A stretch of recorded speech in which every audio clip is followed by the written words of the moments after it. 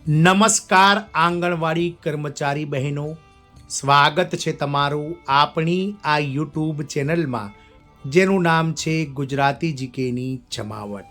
તો આગામી મહિને એટલે કે ફેબ્રુઆરી અને માર્ચ મહિનો એ આપ સૌ આંગણવાડી કર્મચારી બહેનો માટે ખૂબ જ મહત્વપૂર્ણ મહિના તરીકે મનાય છે, કારણ કે વર્ષ 2026-27ના પૂર્ણ કદના બજેટો 1 ફેબ્રુઆરી 2026ના રોજ વર્ષ 2026-27નું પૂર્ણ કદનું જે બજેટ છે દેશભરનું તે લોકસભામાં રજૂ થશે। ત્યારબાદ ગુજરાત રાજ્ય સરકાર દ્વારા પણ ફેબ્રુઆરી મહિનાના બીજા અથવા ત્રીજા અઠવાડિયામાં શરૂ થતા વિધાનસભા સત્રમાં ગુજરાત રાજ્ય સરકારનું પણ પૂર્ણ કદનું જે વર્ષ 2026-27નું બજેટ છે તે રજૂ થશે। આ બજેટ જે છે તે એક ઐતિહાસિક બજેટ માનવામાં આવી રહ્યું છે, કારણ કે ગુજરાત હાઈકોર્ટના ડિવિઝન બેન્ચના ચુકાદાને આધીન રાજ્ય સરકારના નાણાં વિભાગ અને મહિલા તેમજ બાળ વિકાસ વિભાગ દ્વારા આંગણવાડી કર્મચારીઓના પગાર વધારાનો જે ગુજરાત હાઈકોર્ટ દ્વારા આદેશ અપાયો છે તે આદેશનું પાલન આ બજેટમાં ક્યાંક ને ક્યાંક સરકાર દ્વારા અનેરી જાહેરાત દ્વારા થઈ શકે છે। તો બહેનો, આજના વિડીયોમાં આપણે ખૂબ જ મહત્વપૂર્ણ મુદ્દાઓ પર ચર્ચા કરવા જઈ રહ્યા છે કે કેમ મહત્વનું છે આપ કર્મચારી બહેનો માટે વર્ષ 2026-27નું કેન્દ્ર સરકાર અને રાજ્ય સરકારનું પૂર્ણ કદનું બજેટ, તદુપરાંત પગાર વધારો, નીતિગત સંકેતો અને ભવિષ્યની દિશામાં આ આંગણવાડી જે કહી શકાય કર્મચારીઓ માટે વર્ષ 2026-27નું જે બજેટ રજૂ થવા જઈ રહ્યું છે આગામી ફેબ્રુઆરી મહિનામાં, તે કેમ અતિ મહત્વપૂર્ણ બનવા જઈ રહ્યું છે અને શું શું લાભો આ બજેટ આપના માટે લઈને આવનાર છે, તમામ માહિતી આજના વિડીયોમાં આ બજેટના સંગતથી આપણે જાણીશું। તો વિડીયોના અંત સુધી આપ બન્યા રહો, અને જો કર્મચારી બહેનો આપ ચેનલમાં નવા હોય તો અમારી ચેનલને સબસ્ક્રાઈબ કરવાનું ભૂલશો નહીં। તો વર્ષ 2026-27નું બજેટ આપ સૌ જાણો છો તે પ્રમાણે કેન્દ્ર સરકારનું બજેટ 1 ફેબ્રુઆરી 2026 રવિવારના રોજ રજૂ થવાનું છે। ગુજરાત સરકાર દ્વારા પણ ઐતિહાસિક જાહેરાત ઓલરેડી કરાવી દેવાઈ છે કે વર્ષ 2026-27નું જે બજેટ છે તે બજેટ સત્ર ખૂબ જ લાંબુ ચાલવાનું છે, એટલે કે ઇતિહાસનું સૌથી લાંબુ બજેટ સત્ર લગભગ 45 દિવસ જેટલું આ બજેટ સત્ર ચાલશે। એટલે કે ક્યાંક ને ક્યાંક 15 ફેબ્રુઆરીની આજુબાજુ છે તે ગુજરાત સરકારનું આ બજેટ સત્ર શરૂ થઈ શકે છે વિધાનસભામાં, અને 17થી 18 ફેબ્રુઆરીની આસપાસ કનુભાઈ દેસાઈ જે કે જેઓ રાજ્યના નાણામંત્રી છે તેઓ ગુજરાત રાજ્યનું જે છે તે બજેટ રજૂ કરી શકે છે વર્ષ 2026-27નું પૂર્ણ કદનું। આ બંને બજેટો કેમ મહત્વપૂર્ણ છે? કારણ કે ઘણા લાંબા સમયથી આંગણવાડી કર્મચારીઓ પોતાના મુખ્ય જે મુદ્દો છે માનદ વેતનમાં વધારો, રાજ્ય સરકારના કર્મચારી જાહેર કરવા અને અન્ય લાભો આપવા વગેરે જેવા મુદ્દાઓને લઈ અને જે લડતો લડી રહ્યા છે તે લડતો હવે કાનૂની દાવપેચમાં ફસાઈ ગઈ છે અને ક્યાંક ને ક્યાંક ન્યાયાલયો સુધી પહોંચી ગઈ છે। ન્યાયાલયો દ્વારા પણ વારંવાર સરકારોને આ બાબતને લઈ અને આદેશો અપાયા છે, નિર્ણયો અપાયા છે, પરંતુ સરકારોનું પેટનું પાણી પણ હલતું નથી। પરંતુ ગત રોજ ગુજરાત હાઈકોર્ટ ડિવિઝન બેન્ચ દ્વારા જે ઐતિહાસિક ચુકાદો અપાયો છે, જેમાં કર્મચારીઓને ગુજરાત રાજ્યના વર્ગ 4ના જે લઘુત્તમ પગાર છે ગ્રેડ પે 1400 પ્રમાણે 14,800 રૂપિયા, તે હાલના જે પગારમાં બંને સંવર્ગોને એટલે કે કાર્યકર બહેનોને હાલ જે 10,000 રૂપિયા મળે છે તેમાં 14,800 રૂપિયા વધારો કરી અને 24,800 રૂપિયા, તેમજ તેડાગર બહેનોને જે 5,500 રૂપિયા મળે છે તેમાં 14,800નો વધારો કરીને 20,300 રૂપિયા આગામી ફેબ્રુઆરી મહિનાની 20 તારીખ સુધીમાં એટલે કે 6 મહિનાની અંદર કરી આપવાનો ઐતિહાસિક ચુકાદો આપ્યો હતો। તો આપ સૌ બહેનો માટે આ ખાસ વિડીયો એટલા માટે છે કે જે 20 ફેબ્રુઆરી 2026ના રોજ હાઈકોર્ટે જે ચુકાદો આપ્યો છે 6 મહિનાનો, તેની જે છે અવધિ પૂરી થઈ રહી છે। તો ક્યાંક ને ક્યાંક સરકાર દ્વારા જે છે તે 15થી લઈને 20 તારીખ સુધીમાં જે બજેટ રજૂ થવાનું છે તેમાં આ કર્મચારીઓ માટે જે છે તે પગાર વધારાની જાહેરાત થઈ શકે છે। તો બજેટ 2026-27 અને આંગણવાડી કર્મચારીઓ, પગાર વધારો, નીતિગત સંકેતો અને ભવિષ્યની દિશા પર ચર્ચા કરીએ તો કેન્દ્ર અને રાજ્ય સરકાર દ્વારા જે છે તે આ બંને પગાર વધારા થઈ શકે છે। ભારત સરકાર દ્વારા રજૂ થનાર કેન્દ્રીય બજેટ 2026-27 અને તે પછી રાજ્ય સરકારોના બજેટો આંગણવાડી કર્મચારીઓ માટે ખૂબ જ આશાસ્પદ અને નિર્ણાયક માનવામાં આવી રહ્યા છે। છેલ્લા કેટલાક વર્ષોમાં આંગણવાડી કર્મચારી અને તેડાગરોના કાર્યભાર, જવાબદારીઓ અને ડિજિટલ કામગીરીમાં નોંધપાત્ર વધારો થયો છે, જ્યારે તેના પ્રમાણમાં વેતન અને સેવા સુરક્ષા ખૂબ જ પાછળ રહી ગઈ છે। આ પરિસ્થિતિને ધ્યાનમાં રાખીને બજેટ 2026-27માં આંગણવાડી કર્મચારીઓ માટે શું થઈ શકે છે, શું શક્ય છે અને સરકાર કયા સંકેતો આપે છે તેના વિશે જાણીએ। તો પહેલું છે બજેટ 2026-27 કેમ આંગણવાડી કર્મચારીઓ માટે મહત્વપૂર્ણ છે? તો બજેટ 2026-27ના અનેક કારણોસર મહત્વનું છે, જેમાં સાતમા પગાર પંચ લાગુ થયા પછી લાંબો સમય વીતી ગયો છે, એટલે કે 31 ડિસેમ્બર 2025ના રોજ સાતમું પગાર પંચ પૂરું થઈ ગયું છે. આઠમું પગાર પંચ જે છે તે 1 જાન્યુઆરી 2026થી લાગુ થઈ ગયું છે અને તેના પર ચર્ચાઓ શરૂ થઈ ચૂકી છે. મોંઘવારી દર છેલ્લા એક દાયકામાં સતત ઊંચો રહ્યો છે. ICDS યોજના હેઠળના જે કામનો ભાર છે તે પણ સતત વધ્યો છે. આંગણવાડી કર્મચારીઓની દેશવ્યાપી આંદોલનો તેજ થયા છે. આ તમામ પરિબળો સરકાર પર દબાણ ઊભું કરે છે કે આ બજેટમાં માનદ વેતન કર્મચારીઓ માટે કોઈ મોટો નિર્ણય લેવામાં આવે. કેન્દ્ર સરકારની વાત કરીએ તો ICDS પ્રોજેક્ટ એ કેન્દ્ર સરકાર દ્વારા સંચાલિત એક પ્રોજેક્ટ છે, જેમાં 60% માનદ વેતનનો હિસ્સો કેન્દ્ર સરકારનો હોય છે. છેલ્લે ઓક્ટોબર 2018 એટલે કે લગભગ 7 વર્ષ પહેલાં સરકાર દ્વારા આ માનદ વેતનમાં વધારો કરાયો હતો. 60% જે ભાગ છે કેન્દ્ર સરકારનો તેમાં, જ્યારે આંગણવાડી કાર્યકરોને 4,500 રૂપિયા અને તેડાગર બહેનોને 2,250 રૂપિયા માનદ વેતન સરકારે કરી આપ્યું હતું. રાજ્ય સરકાર જે 40% માનદ વેતનમાં હિસ્સો ફાળવે છે. હાલમાં દેશની તમામ રાજ્ય સરકારો આ માનદ વેતનમાં 100% કરતાં પણ વધારે જે છે તે પોતાનું કોન્ટ્રીબ્યુશન આપી રહી છે, એટલે કે પોતાના તરફથી આપી રહી છે. તો ક્યાંક ને ક્યાંક કેન્દ્ર સરકાર પર દબાણ વધી રહ્યું છે.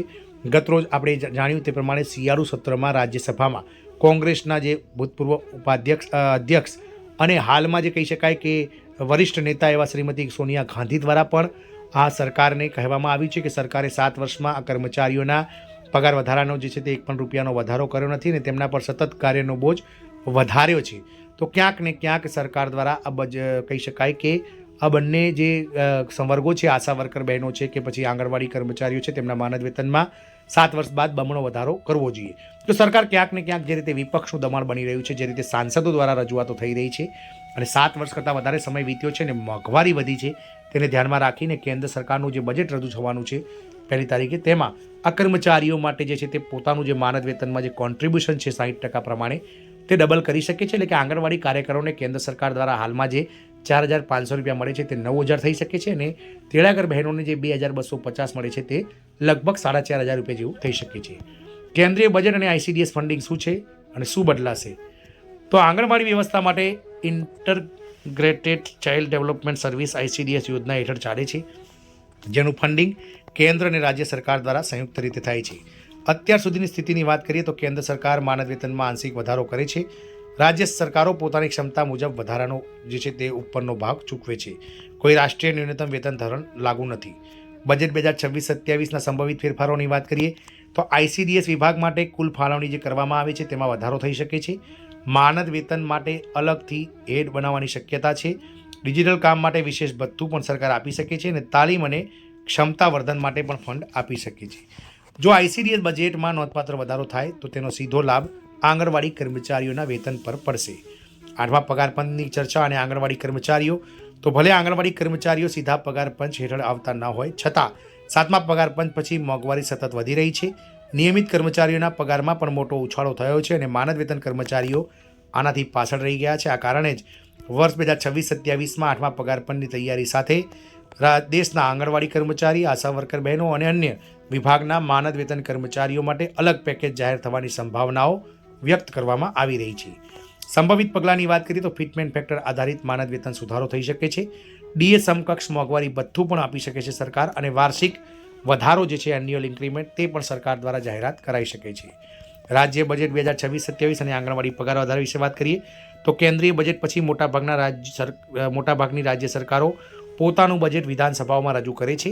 ત્યાંથી આંગણવાડી કર્મચારીઓ માટે વાસ્તવિક લાભ શરૂ થાય છે. ગુજરાતની વાત કરીએ તો ગુજરાતમાં હાઈકોર્ટનો ચુકાદો સરકાર પર દબાણ ઊભું કરી રહ્યું છે. આપણે અગાઉ વાત કરી તે પ્રમાણે 6 મહિનાની જે અવધિ ગુજરાત હાઈકોર્ટ ડિવિઝન બેન્ચ દ્વારા અપાઈ છે પગાર વધારો કરવાની, તે 20 ફેબ્રુઆરી 2026ના રોજ પૂર્ણ થઈ રહી છે. બજેટ 2026-27માં વિશેષ જોગવાઈ આ પગાર વધારાની થવાની શક્યતા છે. તબક્કાવાર પગાર વધારો અથવા તો ગ્રેડ પે સિસ્ટમ પણ સરકાર દ્વારા લાગુ કરી શકાય છે. પંજાબની વાત કરીએ તો પહેલેથી જ રાજ્ય સરકાર દ્વારા હમણાં જ વધારો કરાયો છે. બજેટમાં કાયમી ફોર્મ્યુલા બનાવવાની પણ શક્યતાઓ આવી રહી છે. તદુપરાંત દેશના અન્ય રાજ્યો જેવા કે બિહાર, ઓડિશા, રાજસ્થાનમાં ચૂંટણી અને સામાજિક દબાણના કારણે વધારાની જાહેરાત શક્ય છે. મોંઘવારી ભથ્થું અને માનદ કર્મચારીઓની વાત કરીએ તો હાલમાં આંગણવાડી કર્મચારીઓને DA એટલે કે મોંઘવારી ભથ્થું મળતું નથી, પરંતુ DA દર 6 મહિને સરકારી કર્મચારીઓ માટે વધે છે. બજેટ 26-27માં DA આધારિત માનદ વેતનનો વધારોનો ફોર્મ્યુલા રજૂ થઈ શકે છે. ઉદાહરણ તરીકે દર 10% DA વધારા પર માનદ વેતનમાં ₹500નો વધારો થઈ શકે છે. આવો કોઈ ફોર્મ્યુલા લાગુ થાય તો લાંબા ગાળે આંગણવાડી બહેનોને મોટી રાહત મળી શકે છે. છઠ્ઠું છે ડિજિટલાઇઝેશન અને વધતો કાર્યભાર. તો બજેટ 2026-27માં સરકાર ડિજિટલ ગવર્નન્સ પર ભાર મૂકવાની છે. આંગણવાડી કર્મચારીઓ માટે તેનો અર્થ છે પોષણ ટ્રેકર, સર્વે એપ્લિકેશન્સ, ઓનલાઈન રિપોર્ટિંગ અને આધાર સીડિંગ. આ માટે બજેટમાં જે છે તે સંભાવના છે. મોબાઈલ ભથ્થું વધારવાનું, ઇન્ટરનેટ ખર્ચ માટે સહાય અને ટેકનોલોજી તાલીમ માટે ફંડ. સરકાર અલગથી જે છે તે આના માટે ફંડિંગ આપી શકે છે. પેન્શન અને ગ્રેજ્યુટી બજેટમાં શક્ય જાહેરાત. તો આંગણવાડી કર્મચારીઓની સૌથી મોટી માંગ છે નિવૃત્તિ બાદની સુરક્ષા, નિવૃત્તિ બાદ ગ્રેજ્યુટી અને સામાજિક પેન્શન. બજેટ 2026-27માં શક્ય વિકલ્પોની વાત કરીએ તો કોન્ટ્રીબ્યુટરી પેન્શન સ્કીમ, એટલે કે જેમ કર્મચારીઓ દ્વારા હાલમાં એનપીએસ અને યુપીએસમાં જે રીતે કર્મચારી 10% હિસ્સો આપી અને કોન્ટ્રીબ્યુશન કરે છે તે રીતની પેન્શન સ્કીમ આપી શકે છે. એકમુષ્ટ નિવૃત્ત સહાય, એટલે કે એકલ સહાય, જે નિવૃત્તિ સમયે ગ્રેજ્યુટી નહીં પરંતુ એકલ રકમ જે છે તે કાર્યકર અને તેડાગર બહેનોને નક્કી કરીને સરકાર જાહેર કરી શકે છે. 60 વર્ષ પછી માસિક સહાય પણ સરકાર આપી શકે છે.